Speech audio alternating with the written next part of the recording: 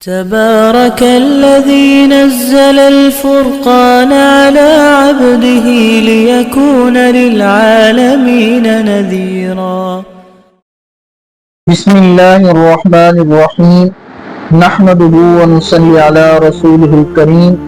اما بعد فاعوذ باللہ من الشیطان الرجیم بسم اللہ الرحمن الرحیم۔ ابن ماجہ کے اندر یہ روایت اور یہ حدیث موجود ہے جس کا مفہوم ہے کہ اللہ کے نبی صلی اللہ علیہ وسلم نے ارشاد فرمایا کہ 3 لوگ ایسے ہیں اور ان 3 لوگوں میں اگر یہ 3 بڑے گناہ پائے جا رہے ہیں تو اللہ کے ہاں ان آدمیوں کی جو ہے نماز قابل قبول نہیں۔ اور حدیث پاک کے اندر آتا ہے اللہ کے نبی صلی اللہ علیہ وسلم نے ارشاد فرمایا کہ ان لوگوں کی نماز ان کے سروں سے ایک بالش اوپر بھی نہیں جاتی، گویا کہ اللہ کے ہاں ان لوگوں کی نماز جو ہے ریجیکٹ ہو جاتی ہے۔ اب وہ کون سے 3 لوگ ہیں جن کے اندر یہ 3 بڑے گناہ پائے جا رہے ہیں جن کی وجہ سے ان کی نماز اللہ کے ہاں قابل قبول نہیں؟ تو سب سے پہلے وہ آدمی ہے، وہ امام ہے جس سے اس کے مقتدی کسی معقول وجہ سے جو ہے ناراض ہیں۔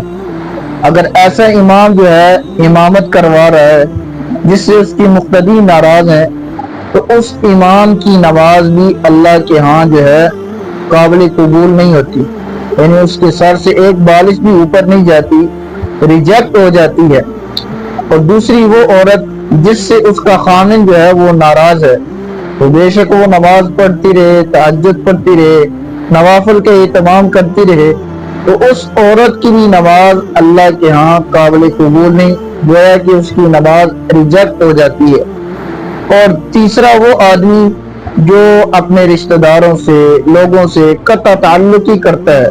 بات بات پر ناراض ہو جاتا ہے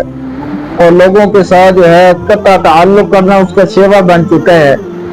تو ایسے آدمی کی بھی نماز جو ہے اللہ کے ہاں قابل قبول نہیں، اس کے سر سے ایک بالش اوپر نہیں جاتی۔ تو یہ 3 بڑے گناہ ہیں، اگر ہمارے اندر یہ پائے جا رہے ہیں ہمیں ان گناہوں سے توبہ کرنی چاہیے تاکہ ہماری نماز، ہمارا ٹوٹا پھوٹا سجدہ اللہ کے ہاں مقبول ہو جائے۔ تو اس لیے میری تمام ناظرین سامعین سے گزارش ہے، اگر آپ کے اندر بھی یہ گناہ جو ہے وہ پائے جا رہے ہیں، اللہ کے حضور توبہ کریں اور ان گناہوں سے معافی مانگیں تاکہ اللہ کے ہاں ہماری نمازیں، ہمارے دیگر اعمال جو ہے قبول ہو جائیں۔ اللہ رب ذوالجلال سے دعا ہے کہ اللہ رب ذوالجلال ہمیں ان 3 بڑے گناہوں سے جو ہے توبہ کرنے کی توفیق عطا فرمائے۔ وآخر دعوانا الحمدللہ رب العالمین۔